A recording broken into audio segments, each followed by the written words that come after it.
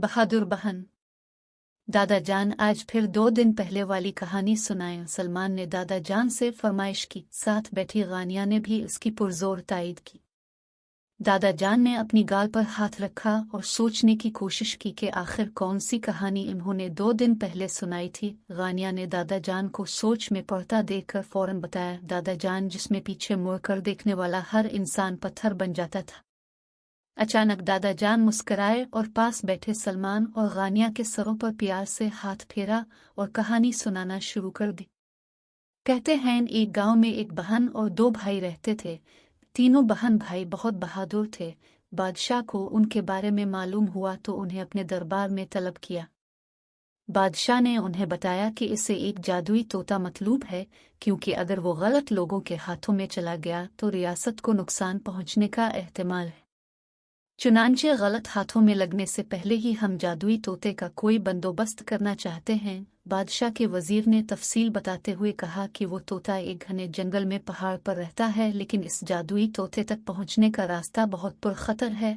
आज तक जो भी इस रास्ते पर गया कभी वापस नहीं लौटा। तीनों ने वजह दरियाफ्त की तो वजीर ने बताया कि जूं जूं तोते के लिए जंगल के पहाड़ पर चढ़ते जाओ, पीछे से खौफनाक आवाजें आना शुरू हो जाती हैं। कभी ऐसी आवाजें आती हैं जिसमें लालच दिया जा रहा होगा कि अगर वो पीछे मुड़कर देखे तो जो वो मांगेगा वो मिलेगा। वजीर ने कहा कि वो सब धोखा और फरेब होता है, लेकिन जो खौफ लालच में मुड़कर देख लेता है फौरन पत्थर का बन जाता है। बादशाह ने फैसला उन तीनों बहन भाइयों पर छोड़ दिया। तीनों को बादशाह की नेक नीति पसंद आई, चुनांचे इन्होंने बादशाह की मदद करने की हामी भर ली और इरादा किया कि इनमें से कोई एक जादुई तोते की खोज में जाएगा, बाकी पीछे काम संभालेंगे।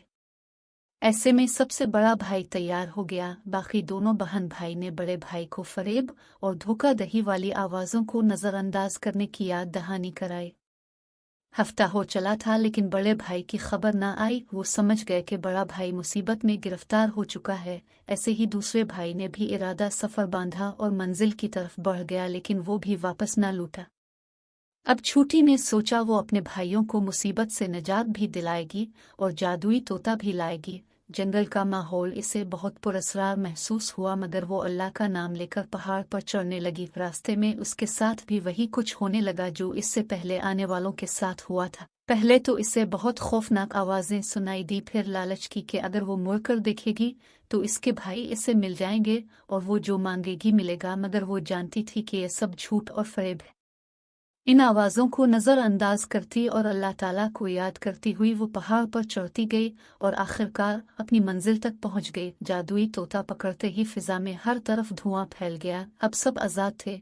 छोटी के भाई खुशी से इसकी जानिब लपके। बाकी सब लोगों ने भी इसका शुक्रिया अदा किया और अपने घरों की राह ली। तीनों बहन भाइयों ने बादशाह को वो जादुई तोता दे दिया और सल्तनत के लोग किसी बड़ी आफत से बच जाने पर बहुत शुक्रगुजार हुए और हंसी खुशी रहने लगे। यूं दादा जान ने मुस्कुराहट के साथ कहानी का इख्तिताम किया। गानिया कहानी सुनकर बहुत खुश हुई, लेकिन इस बार सलमान ने सोचते हुए सवाल किया, दादा जान, हमें इस कहानी से क्या सबक मिलता है?